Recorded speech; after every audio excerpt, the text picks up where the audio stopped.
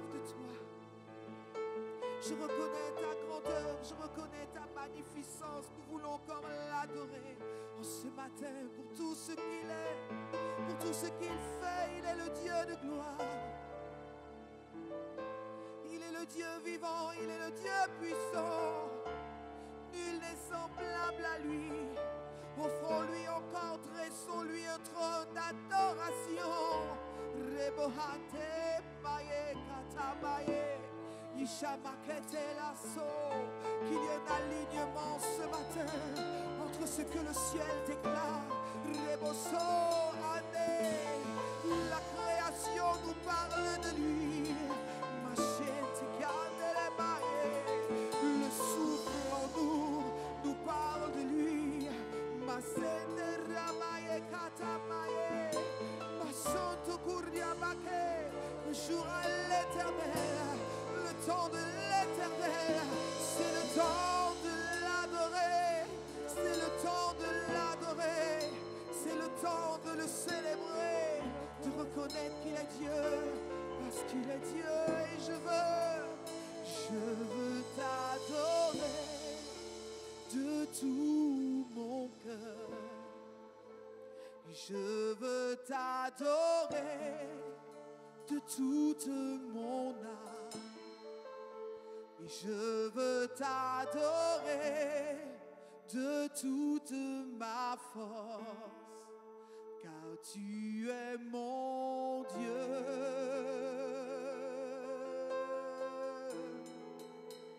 Tu es mon Dieu. Je veux t'adorer. Et je veux t'adorer de tout mon cœur. Je veux t'adorer, de toute mon âme. Je veux t'adorer, de toute ma force, car tu es mon Dieu. Tu es mon Dieu. Parce que tu es mon Dieu.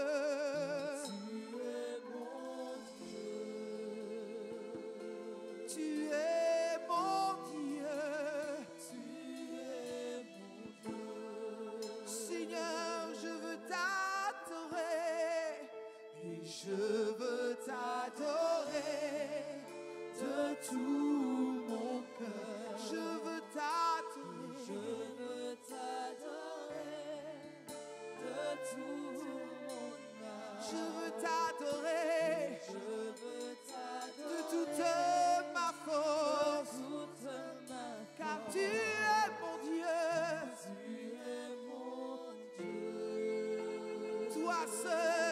Toi seul est Dieu. Car tu es mon Dieu.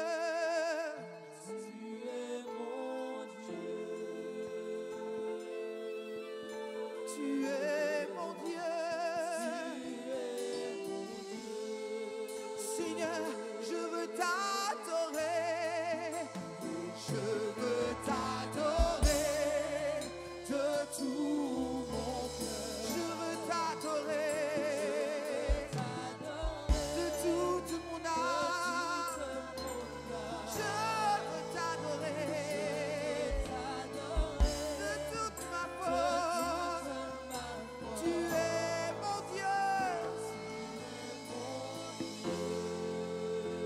Tu es mon Dieu. Tu es mon Dieu. Car tu es, toi seul est Dieu. Rebohate aketa masoto. Tu es Dieu. Rebosoto. Parce que tu es mon Dieu. Je n'ai pas d'autre Dieu que toi. Tu es mon Dieu. Masoto rabahate. Mayeke telelo yeke robo. Seigneur, je veux t'adorer. Et je veux t'adorer de tout mon cœur.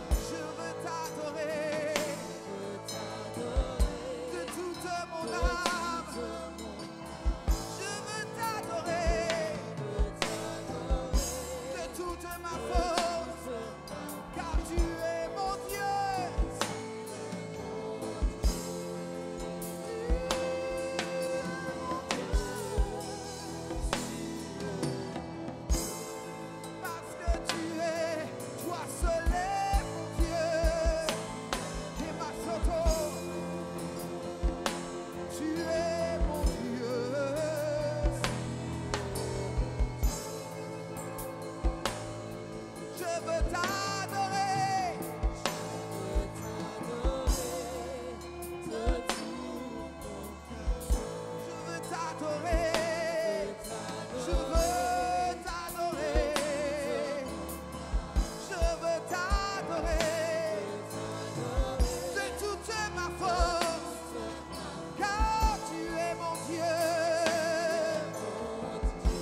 Toi seul est Dieu, toi seul est l'éternel. Je veux te dire ton amour véritable. Hey, ton amour, ta puissance, ta présence dans ma vie.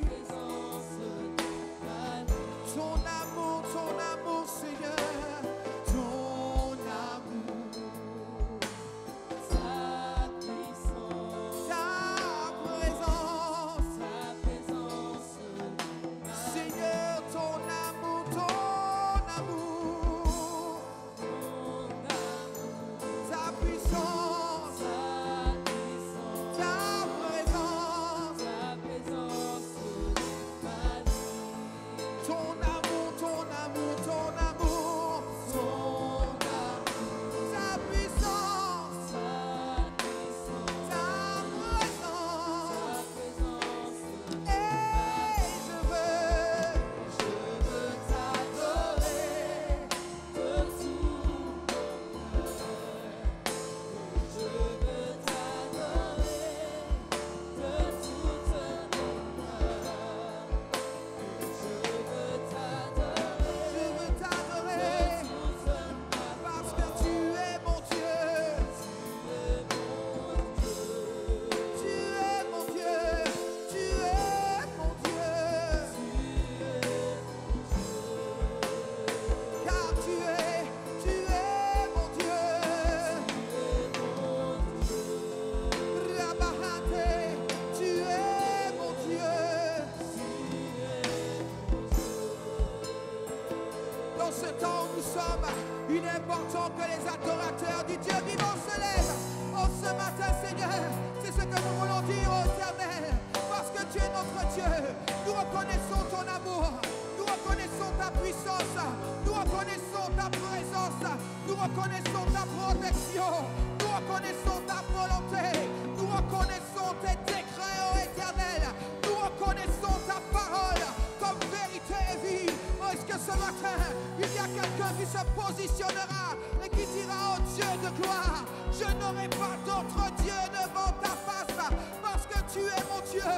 Quelqu'un dira ce matin, Seigneur, le sacrifice c'est moi entièrement, Seigneur, mon esprit, mon âme et mon corps, entièrement pour toi, parce que je veux t'adorer, je veux t'adorer à cause de ton amour et ta puissance. Ta puissance, ta présence, Seigneur, ton amour, ta présence, ta présence.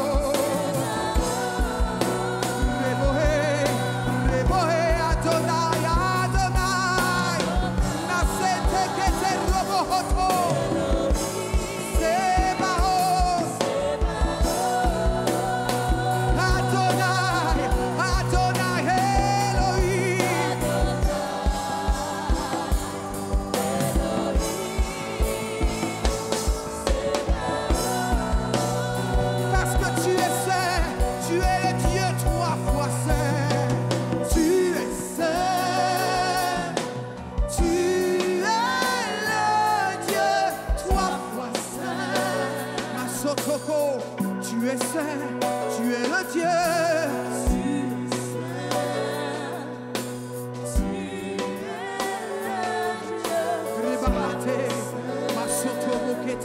Tu es saint, tu es saint, tu es saint. Yendelelaye, yendelelaye. Roho tobo soto. Tu es saint, tu es saint, tu es le Dieu. Masoede.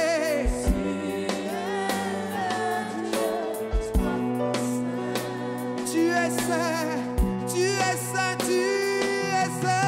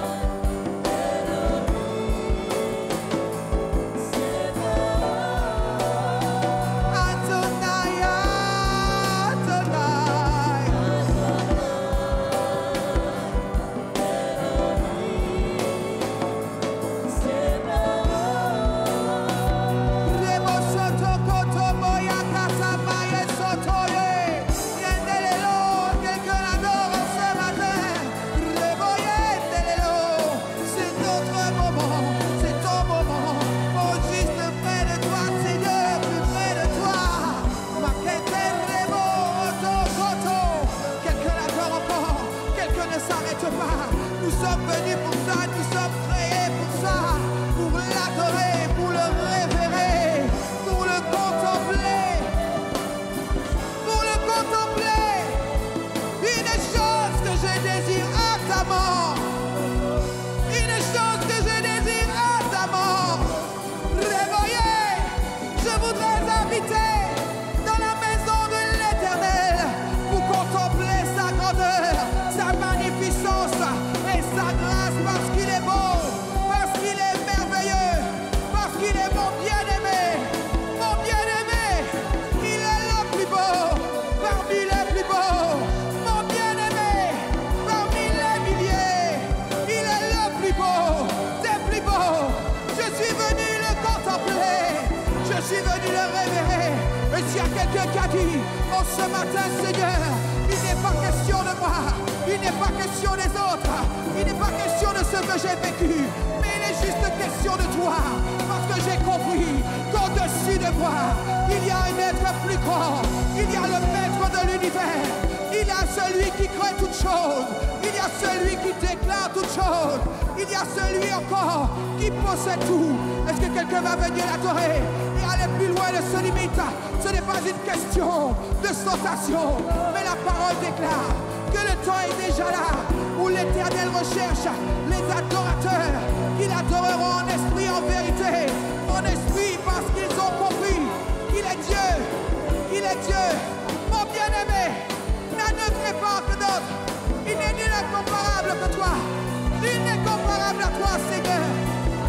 Il n'est comparable à toi. Rebokoto robosoko.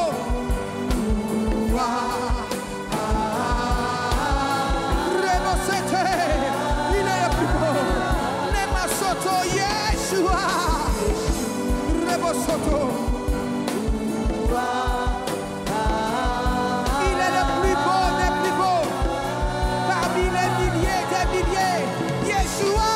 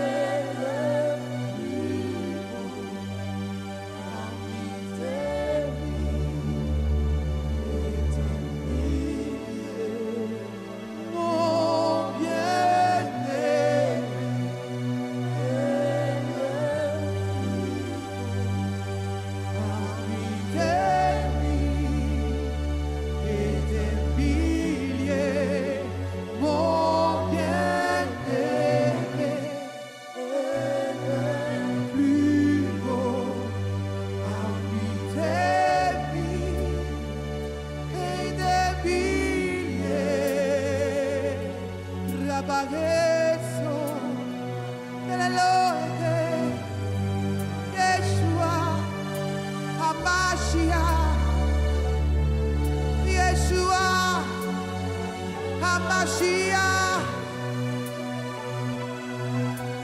Yeshua, Hamashiach. Voici il vient.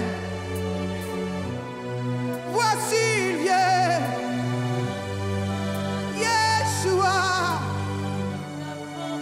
mon bien-aimé, mon bien-aimé, il bondit sur les collines, mon bien-aimé. Yeshua, Yeshua Mashiach, réveille eso. Yeshua, Yeshua, Yeshua, l'épouse de Yeshua, l'esprit de Yeshua, Yeshua, Yeshua Mashiach, Rabosone Kayeso, quelqu'un l'appelle encore. Quelqu'un crie son nom, Yeshua. Dans les lieux élevés, son nom est proclamé. Psalmodier, Rebosotokoto, Yeshua, Yeshua, Yeshua, Yeshua, Yeshua, Yeshua. Quelqu'un ne s'arrête pas de dire Yeshua, Yeshua, Yeshua. C'est nos cœurs reconnaissants encore que nous t'exprimons notre gratitude ce matin. Oh, merci pour ta présence au milieu de nous. Mais merci de ce que tu daignes encore, Seigneur, nous interpeller et nous parler. Ce matin, Seigneur, c'est humblement que nous sommes devant toi.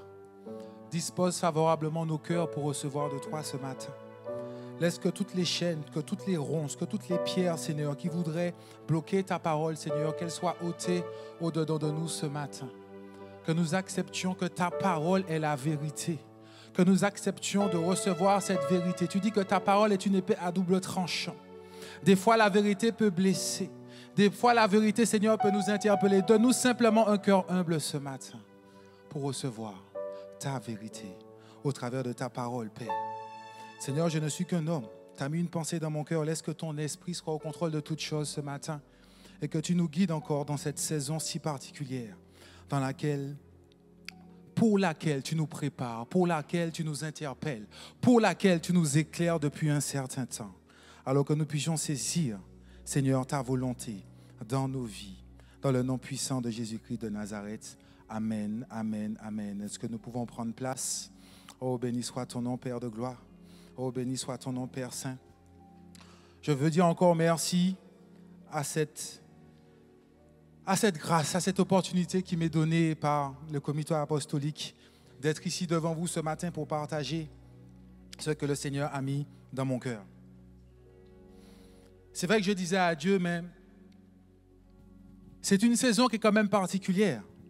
Depuis quelque temps, nous comprenons que la période dans laquelle nous sommes, qui a démarré, est spéciale.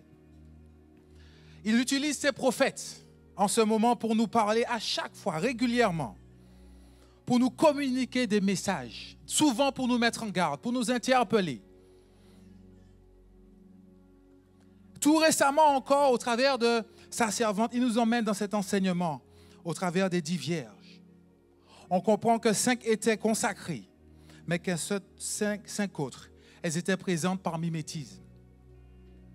Et particulièrement quand j'écoutais encore vendredi, je dis, mais Seigneur, ok, pourquoi tu prends ce temps de nous rappeler ces choses par rapport à l'enlèvement? Parce que c'est vrai que nous vivons notre vie chrétienne. On a entendu un jour, on a entendu parler de l'enlèvement. Mais à un moment donné, on vit notre vie et limite, c'est loin. Alors que des fois, on dit, Jésus revient bientôt, mais dans notre tête, pour nous, c'est loin.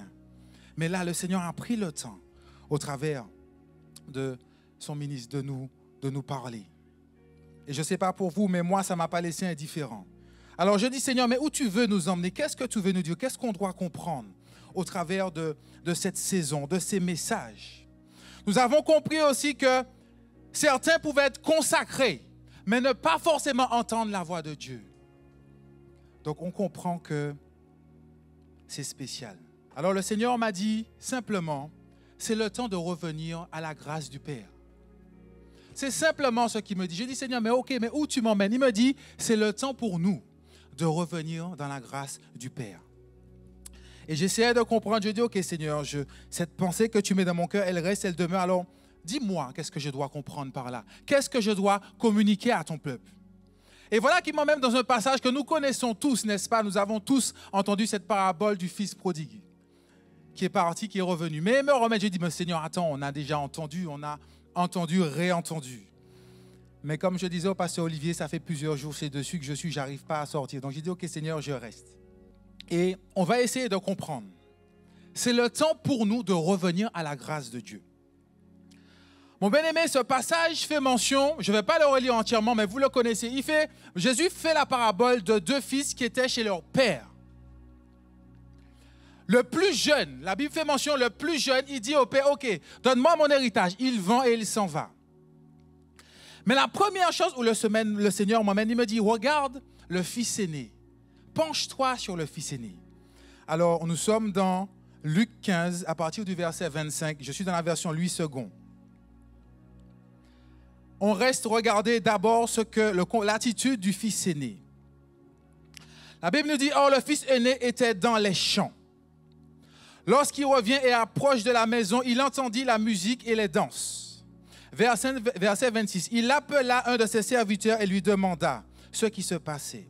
Le serviteur lui dit, ton frère est de retour et ton père a tué le veau gras engraissé parce qu'il l'a retrouvé en bonne santé. Et voilà où le Seigneur m'interpelle. Le fils aîné au verset 28, la Bible nous dit, le fils aîné se mit en colère et il ne voulait pas entrer. Son père sortit le supplier d'entrer, mais il répondit à son père, voilà tant d'années que je suis à ton service, sans jamais désobéir à tes ordres, et jamais tu ne m'as donné un chevreau pour que je fasse la fête avec mes amis. Au verset 30, mais quand ton fils est arrivé, celui qui a mangé tes biens avec des prostituées, pour lui tu as tué le veau engraissé. Et regardez ce que le père lui dit au verset 31. Mon enfant, lui dit le père, tu es toujours avec moi et tout ce que j'ai est à toi. Mais il fallait bien faire la fête et nous réjouir pour que ton frère que voici était mort et il est revenu à la vie et il était perdu, il est retrouvé. Amen. Dans ce passage, le Seigneur me dit, Cédric, c'est comme si nous, les chrétiens, et on parle des fils aînés. Donc il me dit, c'est comme si ce sont nous, les chrétiens, qui avons connu le Seigneur depuis un certain temps. Nous sommes dans l'église. Quand la Bible commence au verset 31, la Bible dit, il était dans le champ en train de travailler. Et c'est souvent nous ce que nous faisons. Une fois qu'on a compris qui était Dieu pour nous, une fois qu'on a compris comment il était important, on s'est mis en action dans l'église. On a commencé à servir Dieu, n'est-ce pas? Ok, alors peut-être que vous ne m'avez pas entendu, n'est-ce pas? Ok, béni soit l'Éternel. Parce qu'à un moment donné dans notre vie chrétienne, quand nous avons rencontré le Seigneur, nous sommes rentrés dans sa maison, nous avons compris que nous étions nés pour le servir, pour travailler pour lui. Et quand on parle de travail, la Bible dit qu'il était dans le champ. Ce n'est pas la Bible qui nous dit que la moisson est grande, mais qu'il y a peu d'ouvriers. Alors Dieu cherche des hommes et des femmes qui vont travailler dans le champ. Mais là où le Seigneur m'interpelle, il me dit, mais regarde. Alors que son frère qui était mort, parce qu'il était parti faire n'importe quoi, quand il est revenu, le chrétien qui est assis, qui est engagé, qui sert, la première chose qui est montrée dans son cœur, c'est la colère. Alors le Seigneur me dit, tu vois Cédric, tu sers dans l'église, tu prêches, tu es au service peut-être du protocole. Alléluia. Mais quand une personne arrive et est bénie, ton cœur est tortueux, ton cœur se serre. Et c'est comme s'il m'a dit, Cédric, cette jalousie, c'est comme une colère qui monte au-dedans de lui. Parce qu'il y a une frustration. Mais avant ça, regardez bien une chose. Comme la Bible dit, il était dans le champ. Le fils aîné était dans le champ. Et le Seigneur me dit, regarde, Philippiens 2, versets 12 à 18, j'ai la version parole de vie. La notion du chrétien qui est dans le champ, voici ce que la parole nous dit. C'est pourquoi, amis très chers, obéissez à Dieu comme vous l'avez toujours fait. Obéissez-lui non seulement quand je suis là, mais encore plus maintenant que je suis absent. Avec un grand respect pour Dieu et tremblement. Travaillez pour être sauvés. Alors le Seigneur m'interpelle sur une première chose. Il m'a dit, c'est que peut-être que tu prêches dans l'église, peut-être que tu fais un service dans l'église, mais tu ne le fais pas pour montrer que tu le fais. Alléluia. C'est comme s'il me dit, tu es là, tu travailles dans le champ, tu travailles dans la maison, mais la première chose qu'il dit, tu dois travailler pour être sauvé. Alors, ça a fait écho au message que j'ai entendu vendredi. J'ai dit, Seigneur, OK, tu nous rappelles quelle sera la conséquence de ceux qui ne seront pas sauvés. Comment ils vont voir les choses? Parce que je pense qu'avec le temps, on a tendance à oublier ces choses. Alléluia. Verset 13, la Bible nous dit, Dieu travaille en vous et il vous rend capable de vouloir et de faire les actions qui lui plaisent. Faites tout sans vous plaindre et sans discuter. Ainsi, vous serez innocents. On n'aura rien à vous reprocher. Vous serez des enfants de Dieu sans défaut au milieu des gens malhonnêtes et mauvais. Parmi ces gens-là, vous brillez comme des lumières dans le monde parce que vous apportez la parole de vie. Le jour où le Christ viendra, je pourrai être fier de vous et on le verra bien. Je n'aurai pas travaillé pour rien. Je ne me serai pas fatigué pour rien. Mon sang, c'est-à-dire ma vie, sera peut-être ajouté comme une offrande au sacrifice que votre foi présente à Dieu. Pourtant, cela me rend heureux et je me réjouis pour vous tous. Vous aussi soyez heureux et réjouissez-vous avec moi-même. C'est comme si dans la première chose, il me dit, tu vois, Cédric, il travaille dans le champ. Mais voilà la vraie définition du travail dont je parle. Alléluia. Ce n'est pas le travail. Vous savez, moi, je parle de moi pour ne baisser personne. Vous savez, quand vous vous convertissez, vous rencontrez Dieu, souvent, vous avez eu une difficulté, un problème, n'est-ce pas?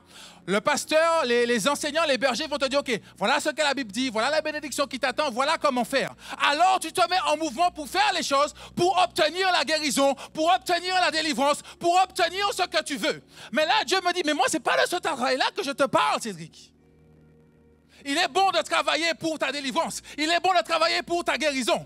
Mais moi, je te demande de travailler pour le champ, pour la moisson. Comme on vient de le lire dans le Philippiens 2, 12 à 18. On note ce verset, relis-le, comprends ce qu'il entend par le travail.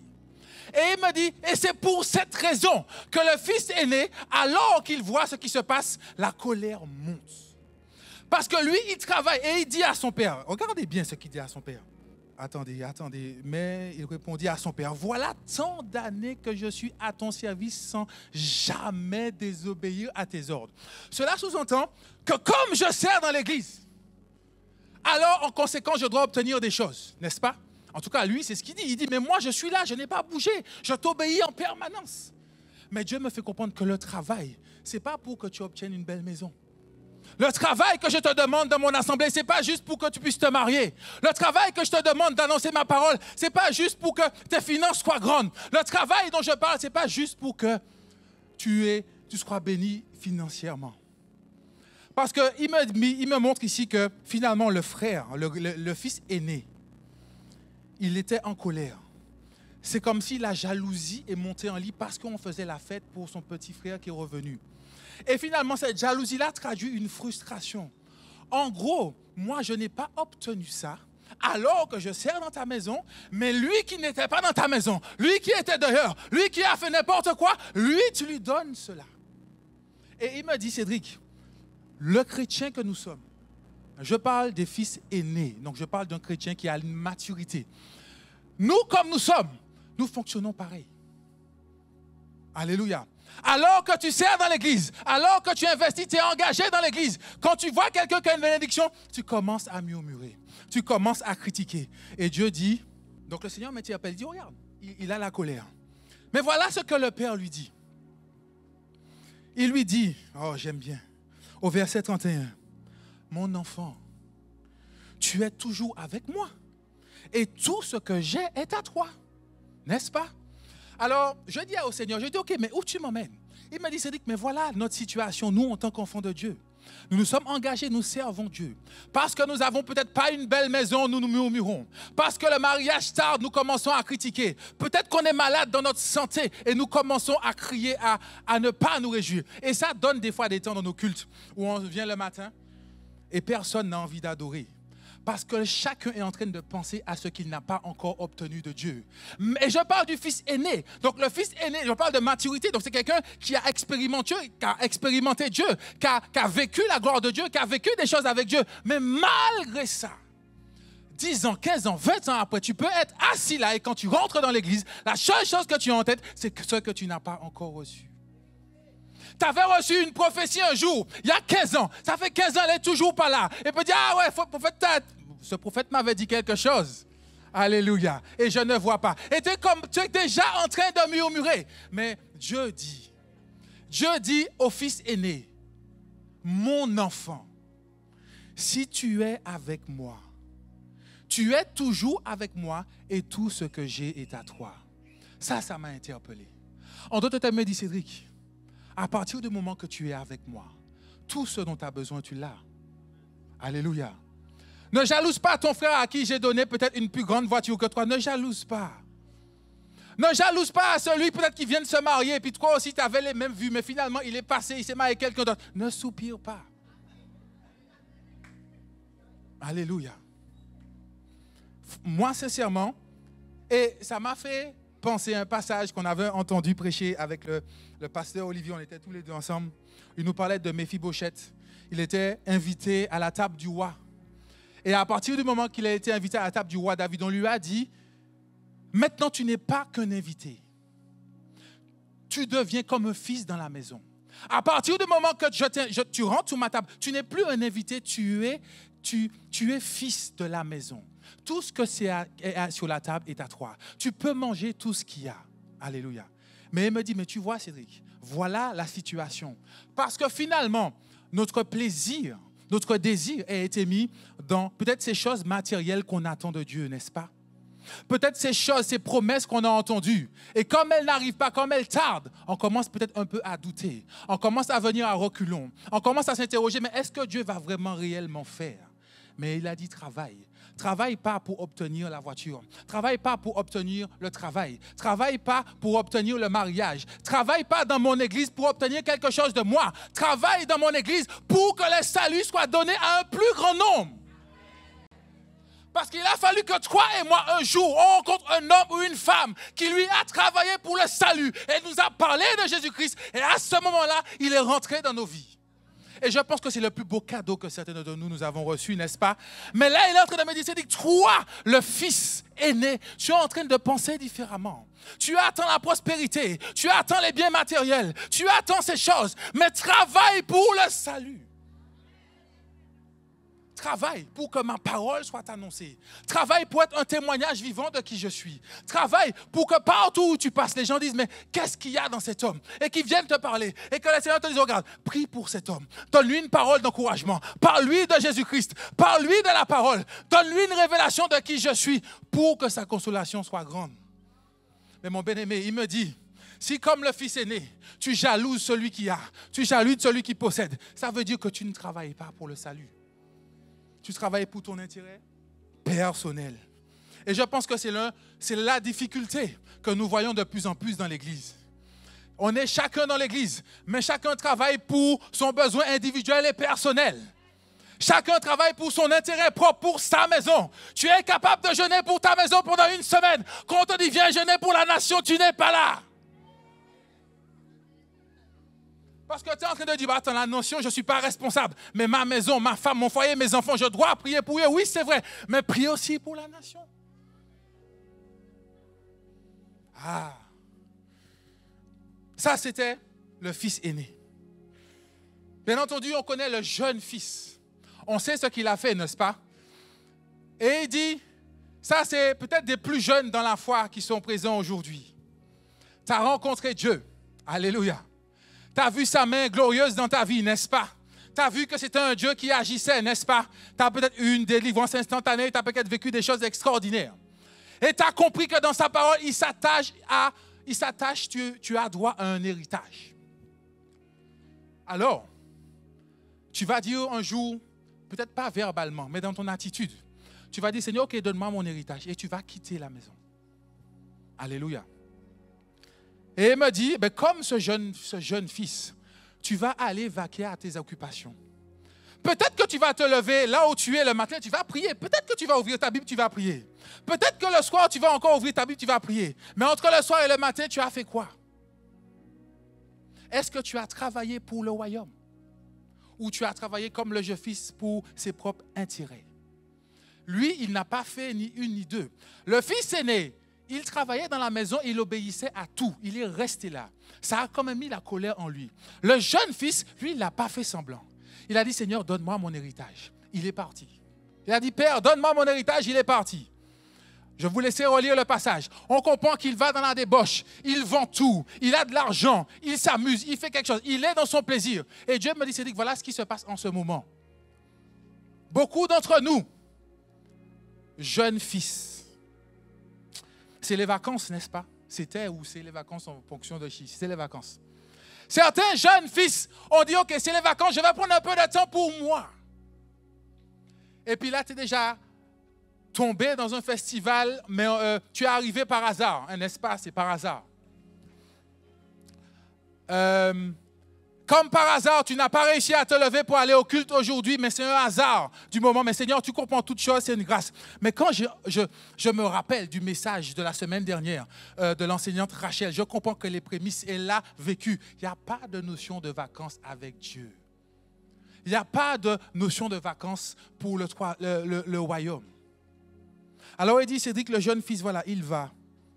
La Bible dit, il quitte la maison de son père et il gaspille son héritage. Le plus jeune dit à son père, mon père, donne-moi la part de l'héritage qui doit me revenir. On est au verset 12 dans Luc 15. Le père leur partagea alors ses biens. Peu de jours après, le plus jeune fils ramassa tout et partit pour un pays éloigné. Il gaspilla sa fortune et en vivant dans la débauche. Mon bien-aimé, des fois, quand on est jeune chrétien, on est venu dans l'église, on a reçu une délivrance. On ne dormait pas. Après quelques mois dans l'église, maintenant tu dors bien. Et comme le jeune fils, petit à petit, tu vas dire, oui, mais bon, on n'est pas obligé d'aller tous les dimanches. On peut aller un dimanche sur 2. Après, ça devient un dimanche sur 3. Après, ça devient un dimanche par mois. Et après, il n'y a plus de dimanche.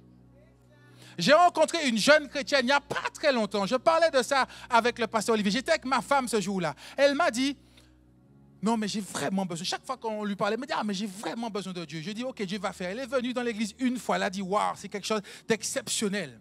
Mon bien-aimé, 2 mois après, je la croise. Non, mais finalement, comme on fait que louer le dimanche, ce n'est pas nécessaire de venir le dimanche. Je vais venir à l'enseignement. Depuis que je l'ai connue, elle n'est pas venue une fois à l'enseignement le vendredi. Ça n'a 2 mois. En 2 mois. En 2 mois, elle avait déjà fait l'analyse que ce n'était pas la peine de venir le dimanche, qu'elle pouvait rester chez elle le dimanche, vaquer à ses occupations pour s'occuper de ses enfants. Et elle avait anticipé en disant, mais en compensation, je vais venir le vendredi. En 2 mois, elle n'a pas passé la porte une fois le vendredi. Aujourd'hui, on n'entend plus parler. Voilà comment le jeune fils vit. Alors qu'il croit, alors qu'il a foi, alors qu'il est conscient de la grâce que Dieu lui a faite dans son héritage, à un moment donné, d'une manière infinitésimale, il commence à sortir pour aller voir dehors, pour aller s'amuser. Et il ne se rend même pas compte qu'il est en train de tout perdre. Alléluia. Et ce qui me touche particulièrement au verset 14, la Bible dit, alors qu'il avait tout dépensé, une importante famine survint dans ce pays et il commença à se trouver dans le besoin. Verset 15, il alla se mettre au service d'un des habitants du pays. Et Dieu me dit, voilà comment des jeunes chrétiens vont aller se mettre sous le joug de quelqu'un d'autre. sous le joug de quelqu'un dans le monde, sous le joug d'un ami cher, sous le joug peut-être d'un membre de sa famille, peut-être même sous le joug de son travail. Mais on a vu ça. Le jeune homme dit non. Non, mais le Seigneur m'a montré cette jeune fille-là. Comme je suis quelqu'un, je prie. Je vais prier et elle va revenir. Le pasteur Olivier te dit, écoute, ne va pas chercher en dehors de la maison. Non, pasteur Olivier, mais je prie, Dieu me parle. Alors tu commences à aller une fois dehors, tu pries pour amener la jeune fille 2 fois, 3 fois, 4 fois. Après, nous, on ne te voit plus, c'est nous qui allons te chercher. Mais tu as pris ton héritage, tu croyais que tu connaissais la parole, comme tu as parlé 2 fois en langue, comme tu as prophétisé, tu as cru que tu avais toute la capacité tout seul et tu as décidé de ramener et ils t'ont fait sortir.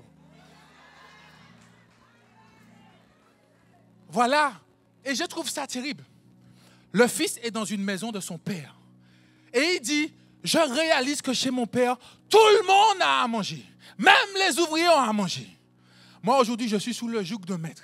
Il donne à manger aux cochons. Et je n'ai même pas de quoi manger. Je voudrais manger ce que ces cochons-là mangent. Voilà la situation. Regardez comment c'est triste et c'est grave. Regardez comment c'est triste et c'est grave. Tu étais dans une maison d'abondance.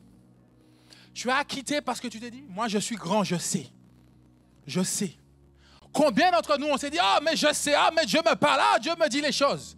Mon bien-aimé, à partir du moment qu'il a quitté la maison de son père, le monde l'a aspiré. Il a été sous le joug et la servitude des gens de ce monde. Mais j'espère que nous, jeunes chrétiens, que certains jeunes chrétiens ici, comme le Fils, vous aurez une prise de conscience. Parce que dans la saison dans laquelle on est, par rapport à tout ce que Dieu nous dit, je pense qu'il faut que nous, les jeunes chrétiens, que les jeunes chrétiens aient une prise de conscience. Alléluia. La Bible dit, il se mit à réfléchir. Mettez-vous à réfléchir, s'il vous plaît. C'est le moment. Avec ce qui s'annonce, c'est le moment de réfléchir. Si vous n'avez pas bien entendu qu'est-ce que c'était l'enlèvement, reprenez les enseignements, réécoutez, comprenez ce qui arrive et mettez-vous à réfléchir vite pour revenir dans la maison de votre Père, pour revenir dans la grâce du Père. La Bible dit, il se mit à réfléchir et se dit, combien d'ouvriers chez mon père ont du pain en abondance et moi ici je meurs de faim. Je vais me retourner vers mon père et je lui dirai, Père, j'ai péché contre le ciel et contre toi. Je ne suis plus digne d'être appelé ton fils. Traite-moi comme l'un de tes ouvriers. Il se leva et alla vers son père. Il avait un statut, il était fils, n'est-ce pas? Mais il a perdu son statut parce qu'il a voulu voler de ses propres ailes. Et il est conscient qu'il a perdu son statut. Donc il dit, OK, Seigneur, Père, ne m'appelle plus fils, appelle-moi ouvrier. Parce que même tes ouvriers mangent mieux que moi. Alléluia. Et voilà qu'il revient. Et ce que j'aime particulièrement, la Bible dit, il va dire à son père, j'ai péché contre le ciel. Et après, il va dire, j'ai péché contre toi. En d'autres termes, parce qu'on parle du Père, bien sûr, je parle du Père céleste. Mais des fois, tu as un Père spirituel qui t'a tendu la main dans la maison. Tu as un Père spirituel qui a été avec toi. Tu as un Père spirituel qui t'a encouragé, qui des fois a passé des nuits blanches pour toi. Des fois, à 3 heures du matin, quand tu as appelé, il est sorti de son lit, il est venu te chercher, n'est-ce pas? Mais comme un jour, tu as voulu prendre ton héritage, tu es parti, tu dis non, je vais exercer. Aujourd'hui, commence à dire au ciel, Seigneur, j'ai péché contre toi. Pardonne-moi. Et après, va voir ton Père. Dis au culte, j'ai péché contre toi. Alléluia. C'est là le seul chemin que Dieu a donné au jeune fils pour revenir. Amen. Et on comprend ici, quand on prend le jeune et l'aîné, la Bible fait bien mention au départ que quand le jeune a demandé son héritage, la Bible dit qu'il a séparé l'héritage pour ses fils. Ça veut dire que chacun avait sa part. Alors toi, fils aîné, arrête de murmurer, tu as ta part. Alléluia. Et toi, jeune fils qui a reçu, ne gaspille pas.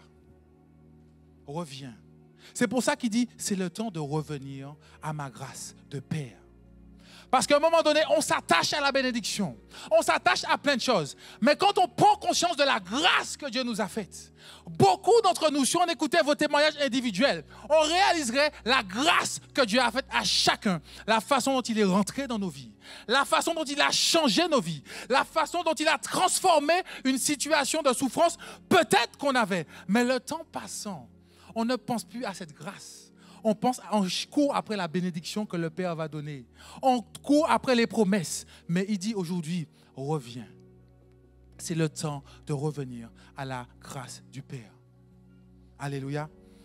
Et je veux avancer doucement pour finir, parce que en réfléchissant à ça, je me dis, on a parlé de deux fils. Mais peut-être qu'il y a des personnes aujourd'hui qui ne comprennent pas ce que c'est être fils de Dieu. Amen. Et il me dit aussi, mais il faut que tu t'adresses à cela. Peut-être qu'aujourd'hui, tu es venu pour la première fois. Peut-être qu'aujourd'hui, tu as entendu parler, on t'a invité, tu es venu. Mais comprends bien ce que la Bible dit. La Bible dit dans Jean 1,12, mais à tous ceux qui l'ont reçu, qui ont reçu Jésus-Christ, à ceux qui croient en son nom, en nom de qui? De Jésus-Christ. Elle a été donnée le pouvoir de devenir enfant de Dieu. Alors, il me dit de partager ça avec l'Assemblée pour que vous compreniez une chose. On a parlé d'un fils aîné et d'un jeune fils. Mais il y a des personnes, et l'apôtre le disait, qui croient en Dieu. Mais je crois, je ne suis pas pratiquant. Alléluia. Il y a des personnes qui croient. Vous parlez avec eux dans la rue. Non, mais je sais qu'il y a un truc là. Non, je crois. Mais ce n'est pas ce que Dieu dit. Il dit à ceux qui l'ont reçu. Ça veut dire qu'à un moment donné, si tu comprends la grâce qui s'attache à être fils de Dieu, à être enfant du Père, il faut d'abord le recevoir. Il faut reconnaître son nom. Et alors, il te donnera le pouvoir de devenir enfant de Dieu. Et Jean 14, 6 nous dit, Jésus dit, « Je suis le chemin, la vérité et la vie. Nul ne vient au Père que par moi. » En d'autres termes, Dieu dit à certains d'entre nous ici ce matin, ou peut-être toi qui me regardes connecté, si tu ne passes pas par Jésus-Christ, tu ne peux pas avoir le statut de fils du Père que je suis. Est-ce que tu me suis ce matin? Alors, peut-être que tu crois en Dieu, peut-être que tu l'aimes, peut-être que tu penses à lui de temps en temps, peut-être que quand ça ne va pas, même tu utilises une prière que tu as appris il y a certains temps. Mais il y a une grâce particulière qui s'attache au Fils de Dieu. Il y a une grâce particulière qui s'attache à être enfant de Dieu, mon bien-aimé. Alors ce matin, c'est comme s'il nous dit, revenez à l'essentiel. Revenez à ma grâce, mes bien-aimés. Même si tu es un chrétien confirmé, comme on dit, il ne faut pas que tu sois comme ce fils aîné qui murmure et qui se plaint. Il dit, si tu es avec moi, tout ce qui est à moi est à toi. Il ne faut pas que tu sois comme ce jeune fils qui a le sentiment, on a vécu une bonne semaine de prière, d'intercession, maintenant on entend la voix de Dieu, maintenant on prophétise. Oui, c'est une bonne chose. Mais il te dit, il faut que tu restes dans la maison du Père. Il faut que tu restes attaché à la grâce du Père. Et il faut que tu continues à travailler dans le champ. Et on l'a entendu hier soir. C'est pas, je l'ai noté. On a entendu hier soir. La priorité de Dieu, Matthieu 28, 19. Allez, faites de toutes les nations des disciples, les baptisant au nom du Père, du Fils et du Saint-Esprit. En d'autres termes, c'est comme s'il me dit, Cédric, peut-être que tu as entendu ma bénédiction. Peut-être que tu as entendu que tu seras prospère. Oui, tout ça, c'est vrai. Mais par-dessus tout, je t'ai sauvé, Cédric, pour que tu puisses aller et faire de mes nations des disciples. Le chant dont je parle, le travail dont je parle, c'est pour que partout où tu sois, tu puisses annoncer la bonne nouvelle. Tu puisses témoigner de Jésus-Christ. Tu puisses dire qui est Christ pour qu'un plus grand nombre soit sauvé. Et c'est comme s'il me dit, une fois que tu auras compris ce sens-là, Cédric, les choses vaines de ce monde, tu n'y penseras même pas. Dans tes prières, tu ne me demanderas même pas, Seigneur, ok, pourvoir ça. Non, parce que tu auras compris l'essentiel de qui je suis, de ce que je veux et de ce que j'attends de toi. Alors oui, je t'ai fait fils, mais je ne t'ai pas fait fils juste pour que tu puisses flamber dehors. Non, je t'ai fait fils pour que tu puisses continuer à faire rayonner mon royaume. Et c'est ça l'essence d'être fils. C'est ça l'essence d'être chrétien. C'est ça l'essence qu'il attend de chacun d'entre nous. Ce n'est pas réservé aux pasteurs qui te prêchent ce matin. Ce n'est pas réservé aux adorateurs qui louent. C'est réservé à chacun de ses fils. Et il dit, et parce que tu l'as reçu et que tu as cru en son nom, je t'ai donné ce pouvoir d'être fils. À partir du moment que je t'ai donné ce pouvoir d'être fils, il a dit, il a séparé son héritage pour ses fils. Donc l'héritage est à toi. Mais cet héritage, c'est pour que tu puisses aller annoncer un plus grand nom. Pour changer notre regard sur notre nombril. Pour changer notre regard sur nos bobos, pour changer nos regards sur notre intérêt personnel, pour changer nos regards sur ce qui nous manque dans notre maison, pour changer notre regard sur la façon dont quelqu'un nous a mal parlé, pour changer notre regard sur ce que nous subissons du monde. Mais il a dit que toi, tu dois aller pour annoncer. Quand quelqu'un te parle mal, est-ce que tu es celui qui va répondre du tac au tac? Ou est-ce que tu es celui qui va sourire et qui va dire, oh mon bien-aimé, que Dieu te bénisse? Quand ton patron te fait un coup qui n'est pas très honnête, est-ce que tu es celui qui va dire, oh Seigneur, tu connais toutes choses. Si tu permets que je vive ça, c'est pour ta gloire. Alors que ta gloire se manifeste. Montre-moi où tu veux m'emmener. Mais pour rentrer dans cette dimension, il faut saisir, c'est quoi le rôle du fils? C'est quoi la position du fils? Le fils, vous savez, je fais une aparté rapidement. C'est comme un homme qui est milliardaire. J'écoutais, pas plus tard qu'hier, un homme milliardaire, il a fait don de plus de 14 millions de sa fortune à des œuvres caritatives. Et il a dit, ses enfants ont appris à travailler pour faire aussi leurs millions. Mais il n'a pas donné, non. Et le Père fonctionne comme ça avec nous. Il fonctionne comme ça avec nous. Il dit, tu dois travailler pour qu'un plus grand nombre soit sauvé. Ce n'est pas juste, je suis fils, et puis je suis là, je croise les pieds, je ne fais plus rien, et puis tout tombe. Non, tu dois travailler.